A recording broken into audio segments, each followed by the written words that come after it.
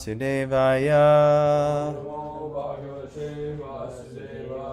Om Namo Bhagavate Vasudevaya. Om Namo Bhagavate Vasudevaya.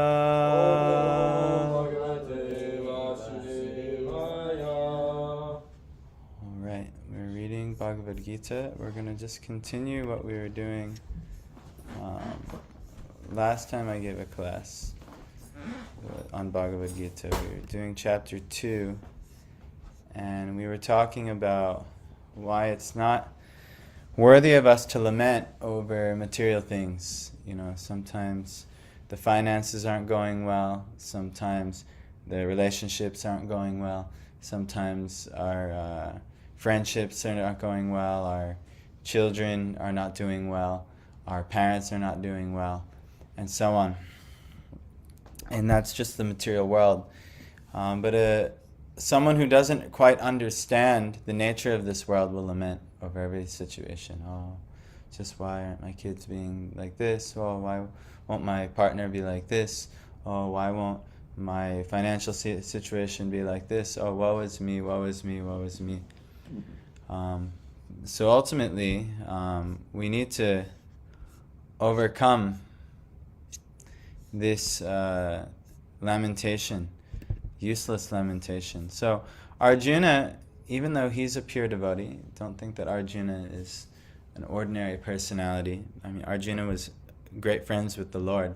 So, I mean, that's not anywhere close to where we are. But for the sake of Leela and for the sake of manifesting the Bhagavad Gita, Arjuna fell into the state of ignorance, and he was lamenting over his family relations and having to fight them and the political circumstances at the time. And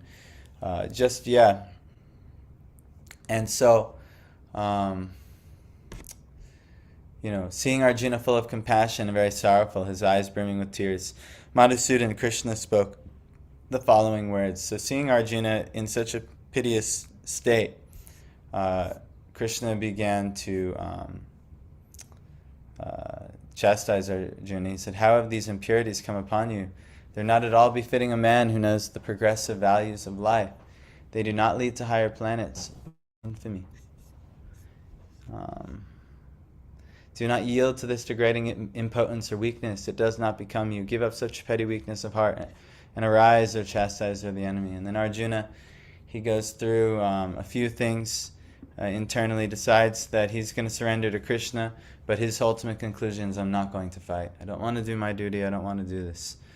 And then Krishna, he starts teaching him what the real importance of life is. And Arjuna was speaking many learned, so-called learned words. He was speaking from the scriptures. A lot of times we can quote the scriptures, but we may not, we may be cherry-picking the scriptures. Well, the scriptures give this importance on this thing, but it doesn't ultimately reach the heart of the scriptures. So Arjuna was using the scriptures to promote why he shouldn't fight this war, even though it was dharma, but he didn't want to put anyone into trouble, especially himself. He didn't want to accrue sinful acts. But Krishna said, while you're mourning for what is, speaking learned words, you're mourning for what is not worthy of grief. Those who are wise lament neither for the living nor the dead. So this idea of lamentation, sometimes we lament, we find ourselves lamenting, oh, why couldn't this happen in my life? Why couldn't it be like this? Why couldn't it be like this? But those who are wise are lamenting neither for the living nor the dead, actually. So Krishna is going to tell us why that is. He says, never was there a time when I did not exist, nor you, nor all these kings, nor in the future shall any of us cease to be. That we're all eternal, and we're always going to be eternal, and anything that we're lamenting for is ultimately not eternal. He's saying, as the embodied soul continually passes in this body from boyhood to youth to old age, the soul similarly passes into another body at death. The self-realized soul is not bewildered by such a change. So, people coming and going from this world is not a big deal. It's natural, actually. And you're not lamenting, oh my God, where is my youth gone? oh my gosh, where's my baby's body gone? You're just passing through, and the wise are not going to be lamenting when the self-realized soul is not bewildered by such a change, by the people passing through these bodies and then eventually out of these bodies. And then he says, the non-permanent appearance of happiness and distress and their disappearance in due course are like the appearance and disappearance of winter and summer seasons. They arise from sense perception of sign of Bharata. And one must learn to tolerate them without being disturbed. So sometimes your senses are pleased in life. Sometimes there's tasty food on the table. Like tomorrow is Thanksgiving. There'll probably be tasty food. If you guys don't have a place to eat tasty food, you can come with us tomorrow. We're having Thanksgiving here. We're going to have like a little mini program. Not much. We'll mostly do kirtan and then eat. But we'll maybe talk about how grateful we are for Krishna consciousness. So if you guys want, all the kids, anyone can come, no problem. So that's tomorrow. But yeah, sometimes the senses are happy. Sometimes the body is warm. Sometimes the body is not happy. It's cold. Sometimes, the body feels good. Other times that there's aches and diseases and problems. But the wise must learn to tolerate them without being disturbed. Understanding sometimes there's spring season, it's beautiful out. And then next thing you know, it's late fall season going into winter season, it's terrible out. But that's the nature of this world. And those who are wise, you must learn to tolerate them without being disturbed. And he says, the person who is not disturbed by happiness and distress and is steady in both is certainly eligible for liberation. So if you can be steady in no matter what's happening, then you can actually be free from suffering altogether. You can be eligible for this. If you can learn to be steady no matter what's happening in life around you, you understand, all right, this is fine. This is what it is, so there's no use in lamenting here. And then you could be completely free from suffering altogether. Those who are seers of the truth have concluded that of the non-existent there is no endurance, and of the existent there is no cessation. This seers have concluded by studying the nature of both. This is kind of where we ended last time, that there, can you guys see right on here? There's many things that are considered non-existent. And that is, anything temporary is really not existent and doesn't have full existence. Hello, come on in. Is that Lalita? Hare Krishna. You made it. All right. Good. We're talking about Bhagavad Gita. Oh, okay. Yes. So, the seers of the truth have concluded that of the non-existent there is no endurance, and of the existent there is no cessation. We talked about this last time. There's only so much things that are fully always there. And the one thing that's always there is you. You as the experiencer of existence, you're always there, no matter what body you're in. Whether you're in a young man's body, an old man's body, or a young boy's body, or a young girl, old girl, or whatever whatever body you have, you're always existing. You're always existing. So this is, if we actually focus on ourselves, who we really are, not the body, which is always changing, but the body is not always existing. My body looks like this right now today, and then who knows, maybe tomorrow I eat a lot on Thanksgiving, and then my body will expand, and I'll have a different body. I'll have a bigger body or something tomorrow. And, and then one day I'll have an old and weak body, like this. But it's this, to focus on this body as the importance. It's non-existent. It's flickering. It comes and then it goes. So, but most people, unfortunately, they focus only on the non-existent things, the things that are changing, the things that are passing. But they don't focus on the eternal things. What's eternal? You, God, the existence, the material nature around us, and our place in it, and what's the relationship between all of them. This is eternal things. So the seers have concluded by studying the nature of both. They study, okay, which is existent, which has lasting value, and which is non-existent, which doesn't have lasting value. And you can do this in your life. Let's just say you put a lot of your time and energy. The most popular thing people do is earn money. they put a lot of their time and energy into earning money. But we can see, every time we pay the bills, money goes up, money goes down, money is lost, money is gained, but it's not eternal. It's not actually existent. But most people spend most of their time trying to earn money or to prepare to earn money, like the students. But ultimately, it's not wise to get too wrapped up in these things, because at some point you won't have the capacity to earn money anymore, and then money also will be lost, and money will be gained, and then eventually you can't take money with you. But there is a subject matter which is eternal, and that's the spiritual nature, the spirit soul, the spiritual nature of God, and the spiritual nature of all of the creation, and the whole functions of time and actions, reactions, karma.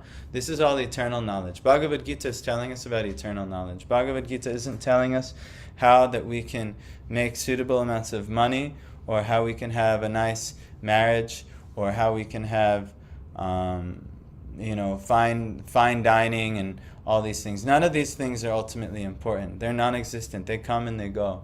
But the thing that's important is your relationship with reality, your relationship with the absolute truth. So this is the path of self-realization. And only the seers see this path. So now we're going to talk about the soul.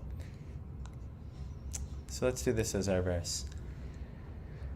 Avinashi tutad vidhi Yena sarvam idang tatam Vinasham avyayasyasya Nakaschit kartumarhati. Sorry. Avinashi, imperishable. Tu, but, tat, that, vidhi, know it. Yena, by whom? Sarvam, all of the body. Idam, this. Tatam, widespread. Vinasham, destruction. Avyayasya, of the imperishable. Asya, of it. Nakaschit, no one. Kartum, to do. Arhati, able. Know that which pervades the entire body is indestructible. No one is able to destroy the imperishable soul. So, purport. This verse more clearly explains the real nature. Oh, wow, what a purport. I'm going to skip to the next one. Antavanta ime deha Nityasyokta sharirina Anashino prameyasya Tasmad yudhyasva bharata Antavanta, perishable. Ime, all these. Deha, material bodies. Nityasya, eternal in existence. Ukta, it is so said. Sharirina, the embodied souls. Anashina, never to be destroyed. Aprameyasya, immeasurable. Tasmat, therefore. Yud hyasva, fight. Bharata, O descendant of Bharata. Only the material body of the indestructible, immeasurable, and eternal living entity is subject to destruction. Therefore fight, O descendant of Bharata. Purport. The material body is perishable by nature. It may perish immediately, or it may do so after 100 years. It is a question of time only. There is no chance of maintaining it indefinitely. But the spirit soul is so minute that it cannot even be seen by an enemy, to say nothing of being killed. As mentioned in the previous verse, it is so small that no one can have any idea how to measure its dimension. So from both viewpoints, there is no cause of lamentation, because the living entity can neither be killed as he is, nor can the material body, which cannot be saved for any length of time, be permanently protected. The minute particle of the whole spirit acquires this material body according to his work, and therefore observance of religious principles should be utilized. In the Vedanta Sutras, the living entity is qualified as light because he is part and parcel of the supreme light. As sunlight maintains the entire universe, so the light of the soul maintains this material body. As soon as the spirit soul is out of this material body, the body begins to decompose. Therefore it is the spirit soul which maintains this body. The body itself is unimportant.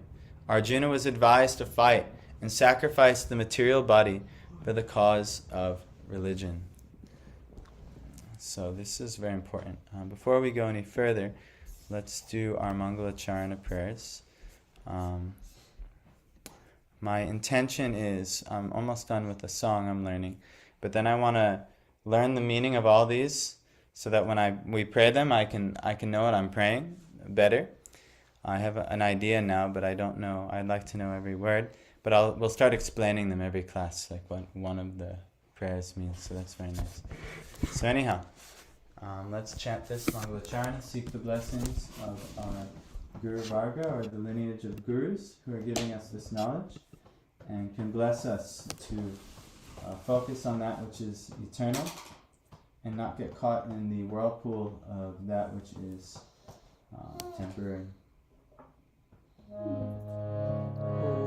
Jnana Timirandasya Jnana Jana Shalakaya Chakshur Militangena Tasmai Shri Gurave Namaha Shri Chaitanya Manobhishtam Stapitangena Bhutale Swayan Rupa Kadamaya Kadati Sapadantikam Vandeham Shri Guru Shri Uta Padakamalam Shri Guru Vaishnavansya Shri Rupam Sagrajatam Sahagana Raghunath Vitam Tam Sajivam Sadvaitam Savadhutam Harijana Sahitam Krishna Chaitanya Devam Shri Radha Krishna Badan Sahagana Lalita Shri Vishakhanvitansya He Krishna Karuna Sindhu Dinu Jagapate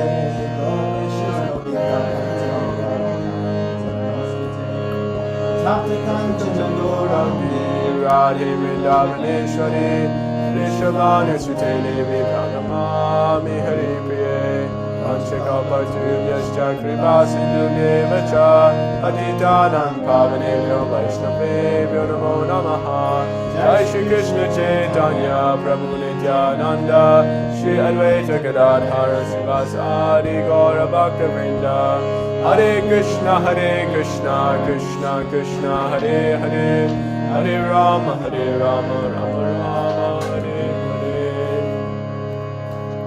Namo Vishnu Padaya Krishna Krishnaya Bhutale Srimate Bhaktivedanta Swami Niti Namine Namaste Saraswati Devi Gauravani Pracharine Nirvishesha Shunyavani Pashtachade Shatadine. Alright, so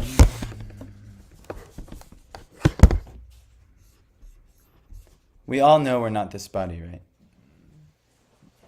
Like theoretically we know, right? Like I'm a spirit soul, I know I'm not this body, I know that if I wherever I was before this was in a different body, that this isn't me, this is a temporary thing. Right? We all know this? Yes, okay, good. Now, if we're honest with ourselves, we spend so much of the day maintaining our body. You know, we wake up, we have to sleep 8 hours, 6 hours, 5 hours, 4, whatever you're sleeping. This is necessary to maintain the body. Brushing the body's teeth every morning, having the hygiene, cleaning the body inside, outside the body, feeding the body, taking time preparing food, or taking time earning money so you can buy food. All these things we're doing every day for the body. And I'm not saying you should not do them. But if we understand who we really are, then at the very least we'll take a sufficient portion of our day, and then we will, if we actually understand that we're a spirit soul, then we'll do activities that nourish the spirit soul. So what are some activities that nourish the soul? What? Kirtan, yes. Why? What is special about kirtan? You're chanting the names of God. Well, what do we have to do with God? What does God have to do with the soul? He's the source of the soul. Yes, God is the source of the soul. Okay, that's good. So yes, that's a very good activity, to be engaging and glorifying the Lord. That which nourishes the soul, because the soul is eternal, the soul wants to hear of eternal things. The soul wants to be engaged in eternal things. So anything related to God, or even the understanding the soul, this is good for the soul to do. But if the soul just focuses on the temporary material body, the soul will never be satisfied, because the soul is eternal, actually. And so an eternal soul can never be satisfied with only temporary things. So we spend our time, we earn money, and you have to earn some money to survive. Even us here, all of us are now trying to engage in different ways to earn some money so that we can properly maintain ourselves in this world. No problem, you have to spend some time in this. But there's more to life than just the body. There's more to life than eating, drinking, giving pleasure to the body. There's so much more to life than this. Actually, this is all temporary, and as Krishna would say, the sages would conclude this is non-existent things. This is what's called Maya, or temporary illusions. So, but we have to be realistic with ourselves. What percentage do you think that we're spending on our body every day? And not just our body, maybe our dependent's body, like maybe our wife, our children, and all these things. What percentage of the day are bodily activities, and what percentage of the day are spiritual activities? What do you think? Like for me personally? Yeah, for everyone. 60 to 85%, maybe more. Yeah, a large percentage of it is maintaining the body. So I'm not saying you shouldn't. You have to maintain the body. But because you only have so much valuable time in this material world, if you take zero time on trying to understand the soul, you'll miss out. You'll miss out on life. So this is good that we're actually coming. One of the activities that's recommended to nourish the soul is to hear about the nature of the soul, to hear about the Lord, and to hear about the ultimate goal of life, which is what we do here. So by you coming and just hearing, this is good for the soul. This is proper for the soul.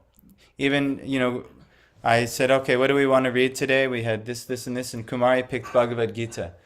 This is good. This is all knowledge of the soul. This is all eternal subject matter. So this is what we need to spend time doing. Maybe not all the time. We have to spend time working. We have to spend time in school.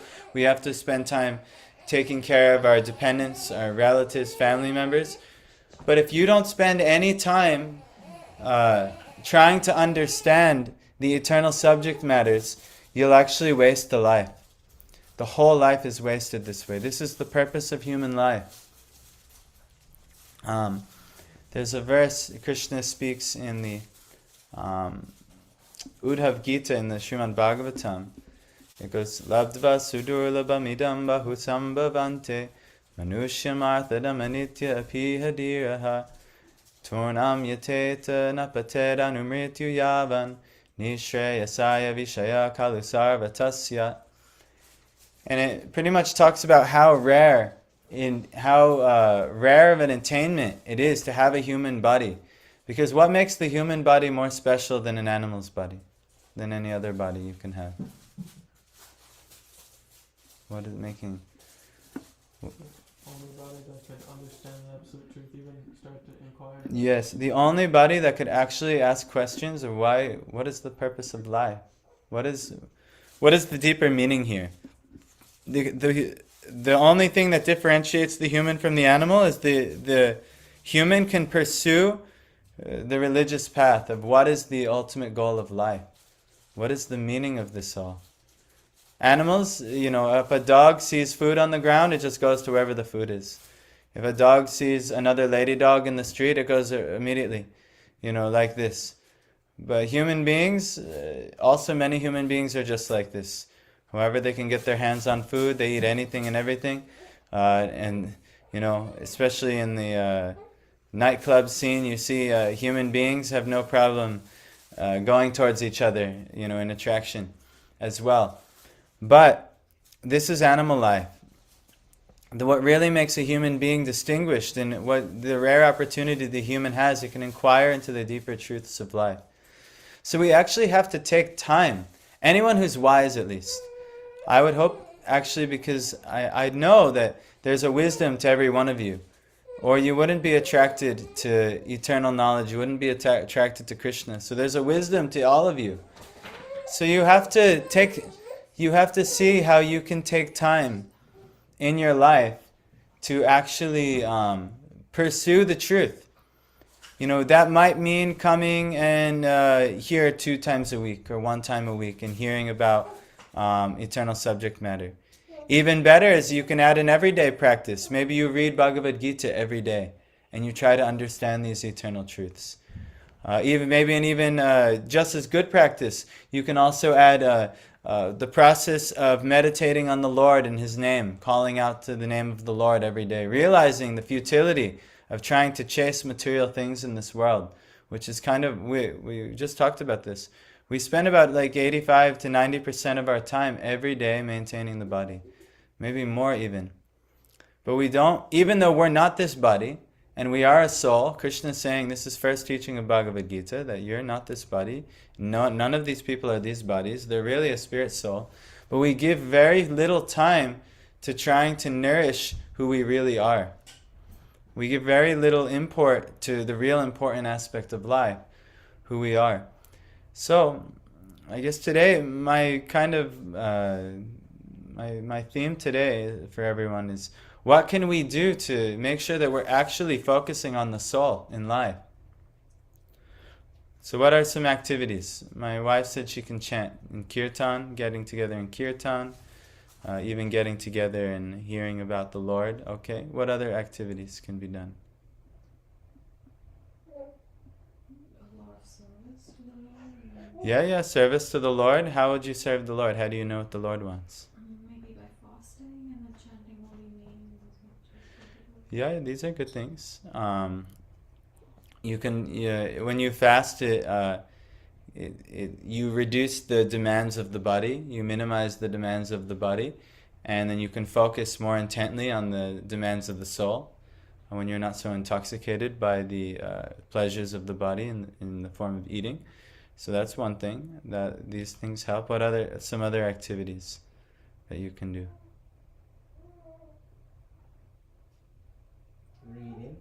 Reading, yeah, like reading Bhagavad Gita, trying to understand the Lord's wisdom, reading different Vedic literatures to go deeper. That's a very good activity.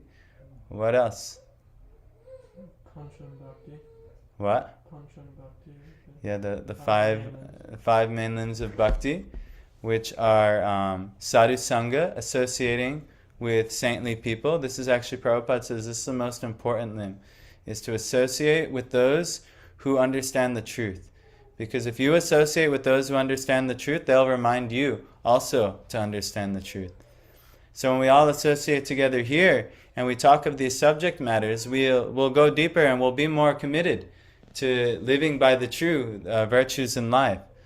So sadhu sangha, that's one. Nam Sankirtan is 2. So chanting the names of God in both kirtan but also in japa. Do you guys chant japa? You have a japa mala? Kumar, you have japa mala? You know what it is?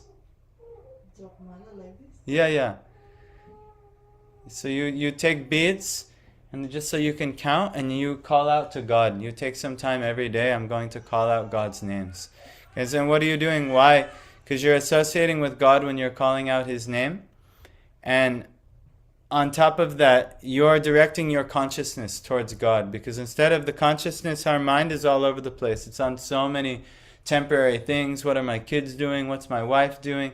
Well, I need to make money. I need to do this. I need to eat. I need to do so many bodily things. But that has nothing to do with us, the soul. But what has to do with the soul is God, actually. God, the soul has an eternal position with God beyond this world. And if we can understand that, and we can try and prepare ourselves for the world beyond this world, because we have to all prepare for that anyway. Death is going to come. And we want to situate ourselves so that we can be in a spiritual consciousness, in Krishna consciousness, so that we can actually pursue eternal life. The activities that we pursue in this world, like whether you're in a PhD program, whether you're working, whether you're running businesses, whatever you're doing in this world, it'll all be temporary. It'll come to an end. It'll come to an end. And if we're very attached to it, we'll be very disappointed as it comes to an end. If we're very attached to our body, we'll be very disappointed as it comes to an end. So, what doesn't come to an end is you. But what is your natural function?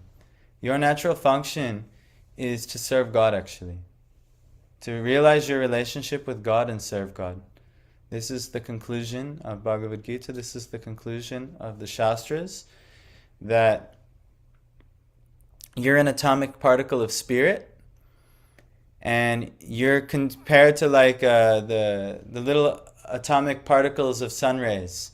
There's so many little rays that light the whole world, all coming from the original sun. But if the rays come in the house, but you have a dark, you block it, the rays can't, they're not effective. They need the sun to shine forth.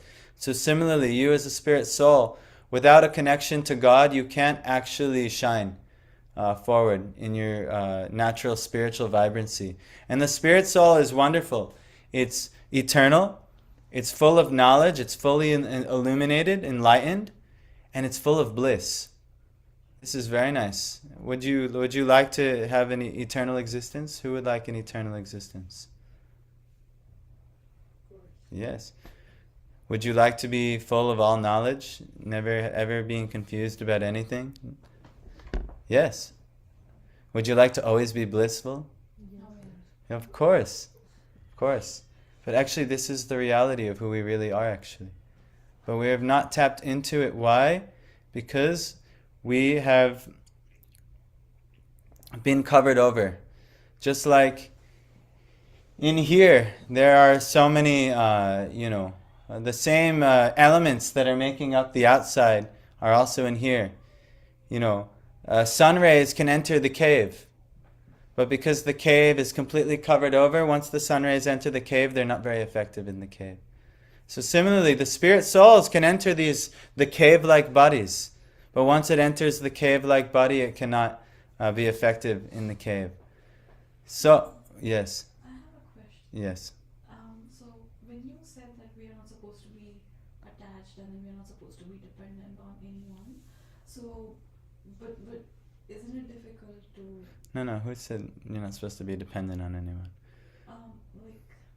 isn't it the same thing? Like if you don't have attachment, then you don't have to be dependent. No, you have to be dependent. For instance, where do you get your food from? Plants? What? Yeah, plants. But even not the plants. Who gives you the plants? You have to earn it. Yeah, you have to earn the money. Okay, but who's putting the plants in a nice package and at the store? And there's so many people you have to depend on. Mm-hmm. You cannot be independent. Krishna, he's independent. We're completely dependent. We have to depend on everybody. So yeah, but that doesn't have to do with being attached to. At the end of the day, you do expect something from when you're depending, right? Like when you work, you're expecting a result, like a paycheck, is that what you're saying? Yeah, for example, if you're all working together, so we're dependent on each other, and then at the end of the day, each of us would be expecting something from each other, like maybe you know what I mean? Yeah. Many people, the wise, they don't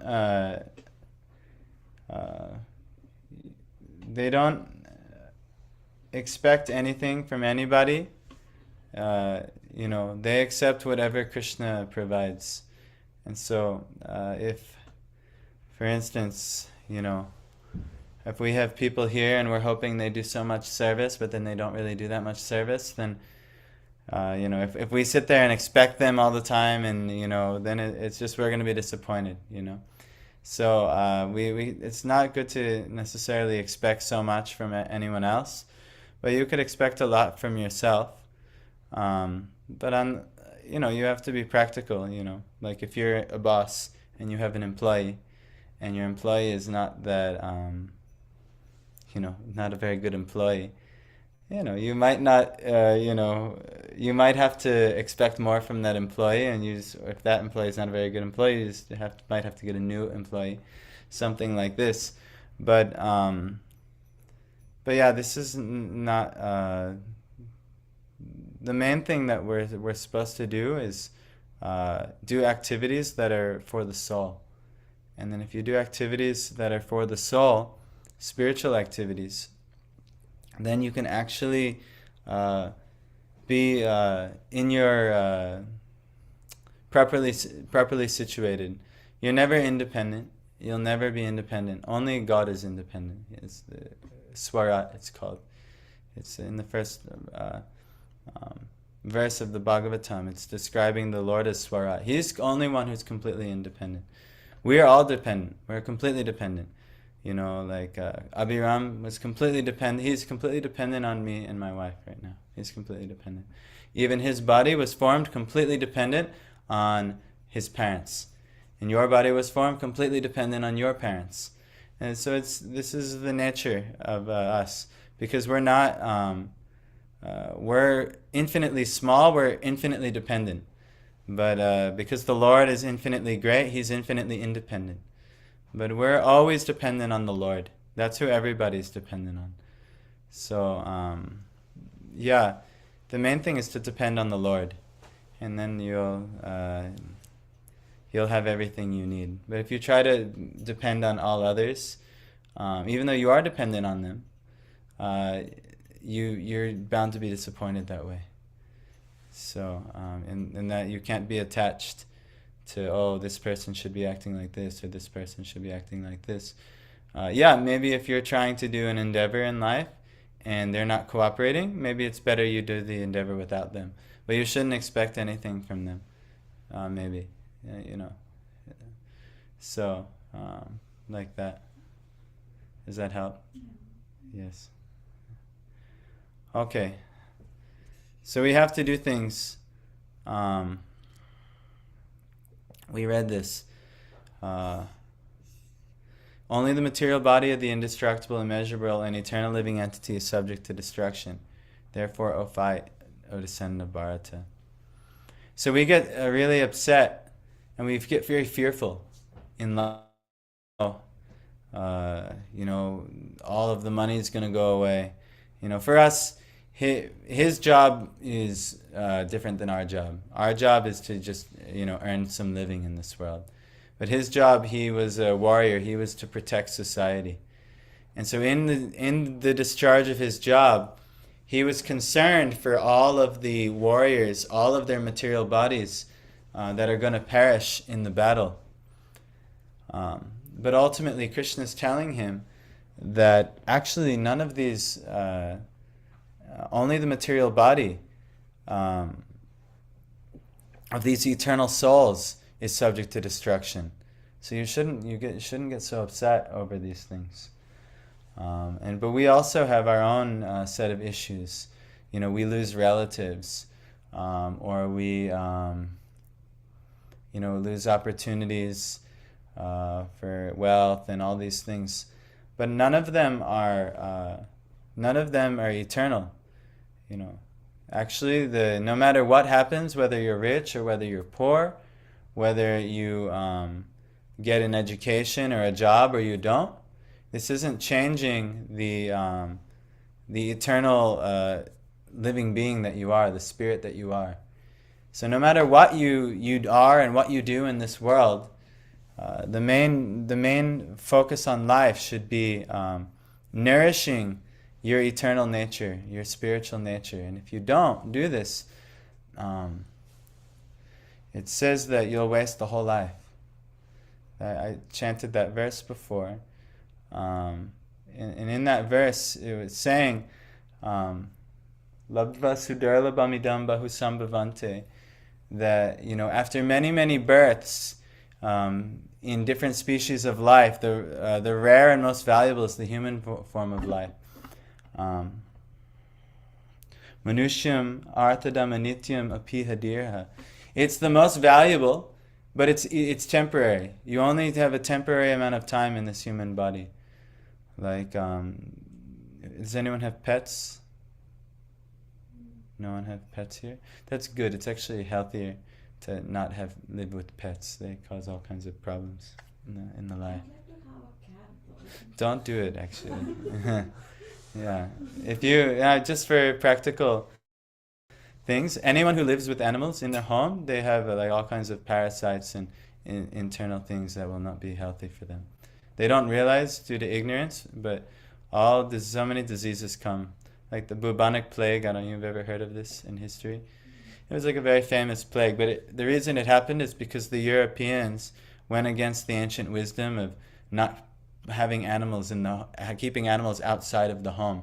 But once you bring the animals in the home, it creates a very unclean environment, and then you have a bunch of problems. So material problems, but problems that might make even your spiritual life more difficult. So you can have an outdoor cat if you can, no problem.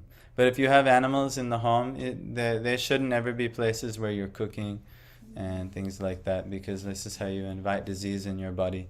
And so not recommended by the Vedic standpoint, but I've also have practical experience. We have families, they all have animals in the home. This is Western culture. And so whenever we go there, I have to be extremely diligent in bringing our own cooking items and things like this. If not, and even I do my very best, and I try to keep everything clean, but still usually by the end of the trip I have some sore in my mouth or something like that, because it's just not a clean environment because of the animals. Animals don't have the ability to keep clean like we do, and they have much better immune systems, but we can't really take in like that. So anyway, that's not the point of the class, but They smell so bad too. yeah. Yes. And they have to go to the bathroom, and you have to always, and you gotta clean it. So I don't recommend. But I mean, I know there's also practicing devotees, they have animals and pets and things, but not recommended by the Vedas. So hopefully I discouraged you from having a cat in your home. So we'll see. I'll check in 10 years and we'll see what happens. But, yeah. But all of these things that we worry about, like also, sometimes many people are trying to get rich in this world, build a lot of wealth. Many people are playing the lottery. You know this, like the lottery?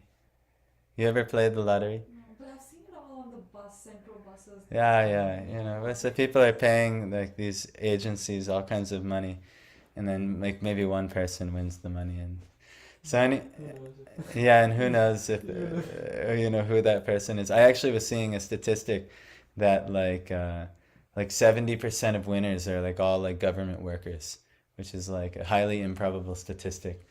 Otherwise, it might be rigged, So anyway, I don't want to, burst anyone's bubble with the lottery, but yeah, people are like very, hopeful to get rich, but the soul actually is not going to get rich. The soul doesn't, get rich. Just the material body is temporary getting rich, and similarly, the soul isn't going to get old, disease, and die. That's the material body will do like that. So we shouldn't focus so much. We have to focus a certain amount on maintaining the body. But we should focus as much time as possible on spiritual activities, because that's who you really are. And if you, that verse, it says, once you realize the value of the human body, turnam, immediately yateta, you should endeavor, napated, not fall, anumrityu yavam, because we're subject to death in this world, in these material bodies. So this life is meant for nishreyasaya. Nishreyasaya is the ultimate good. The ultimate good is the ultimate spiritual revelation in one's life.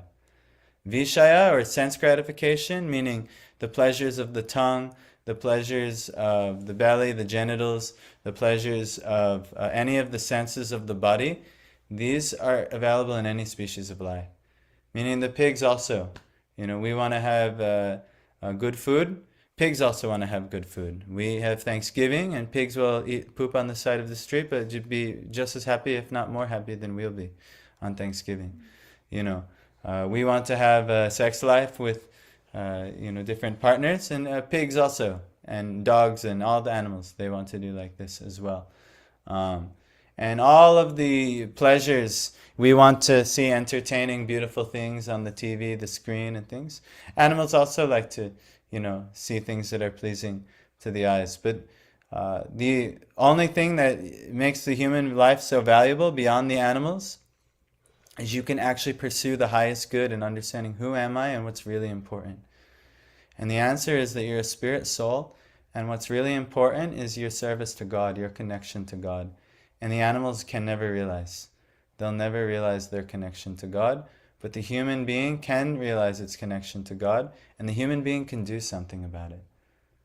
So every one of you has the ability every day to do something about this predicament. I know I'm a spirit soul. I know I'm spiritual. And I know that this body is temporary, but somehow or other I'm doing almost 100% activities only for the body, and I'm doing almost practically 0% for the soul. So we have to shift this. We have to change this, or we'll waste the whole body, the whole human life.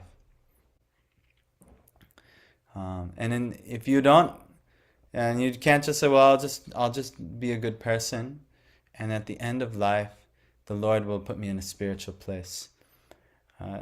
It's said is at the end of life, whatever your consciousness is focusing on, that's what will determine your next point of life. Krishna says this 8th chapter of Bhagavad Gita.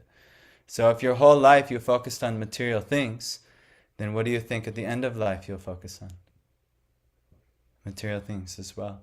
So you have to cultivate a lifestyle where you're focusing on spiritual things all the time. And then at death, naturally, you'll focus on spiritual things. So you have to somehow or other, though you should see this as like you could say a competition with yourself, your illusory material self, and then your enlightened spiritual self. And you should see who's winning the battle. Do I focus more only on the illusory self, the temporary body and its temporary needs and money, sex and this, that, and the other thing? Or do I focus on the spiritual side in life, trying to become more enlightened, trying to become more prayerful, trying to connect more with God? What do I do more of? Right now, what do we think the answer is? Material bodily. It's probably the material bodily thing. But we can win this battle at some point. The enlightened self can win. But it takes the help of other devotees. It takes practices like hearing about these eternal subject matters, Krishna's teachings, calling out to Krishna to remind yourself of the spiritual reality that you're meant to serve God and go to God and call out to God, to worship God in the form we're about to do an arati right now, to worship in this is the archana is different forms of worship of God. And then also you can go to the Dham, you could go to one of the places that God appeared in this world, because many saintly people go there and you could hear from them, like Vrindavan. So anyway, these are some things that you could do, but there's many things you could do. But main things are try to associate with devotees like we do a couple times a week, and chant kirtan, then also have your own personal chanting. Your own personal time, I'm calling out to God. You could chant this Mahamantra. This is a very potent way, the most potent way in which you can call out to God. You're calling God's names, and actually the names of God are God Himself. But we just don't have enough faith to see.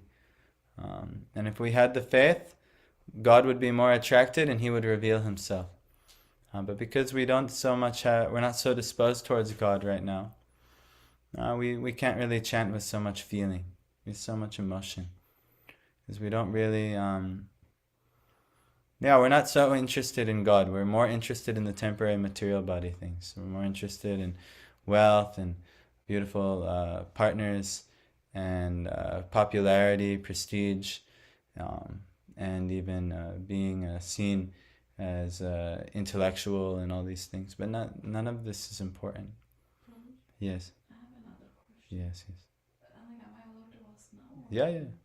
So, is it allowed? Like, I don't know what Bhagavad Gita says about this, so I wanted to know from your point of view. Is it allowed to donate organs after you die?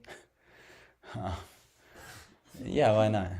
So, what if you have a rebirth and then you don't have that particular organ because you donated it to someone and that person is alive? No, because the rebirth, you'd have a new body with plenty with new organs. So it's okay to donate?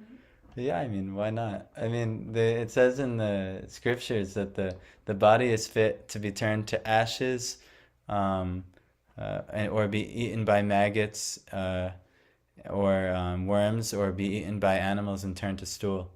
So it doesn't really matter if your body could be left on the side of the road and dogs will eat it, or you can donate that body to science if you'd like, or someone. Yeah, why not? No problem. But it doesn't matter. The body's not you. That's just like the thing that's left behind. So it's okay to donate blood too? I mean, yeah. I mean, it's not like a sin. There's a couple good reasons why maybe you wouldn't want to necessarily take your blood out of your body and give your blood to people you don't necessarily know and what their purposes are and stuff like that. Maybe it could save someone's life. I don't know. But yeah. I know the scientific benefits of donating blood, but I didn't know the spiritual benefits if there's any. Yeah, as far as I know, there's practically no spiritual benefits to donating blood unless you're somehow serving a Vaishnava. Yeah, but then that would be one of the best things you could do. But otherwise, yeah, no. It's not like a bad activity, but it's definitely not like everyone has to donate blood. You know, it's just like a neutral activity in this world. No problem, no harm, real harm. I probably won't be donating blood.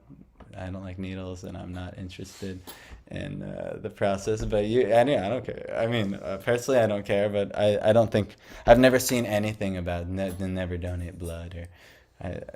That technology or that practice wasn't done at all practically in history, up until in modern science times. So, yeah, I don't. What? I was going to say this does pertain to the material body. Yeah, but that's all like bodily stuff.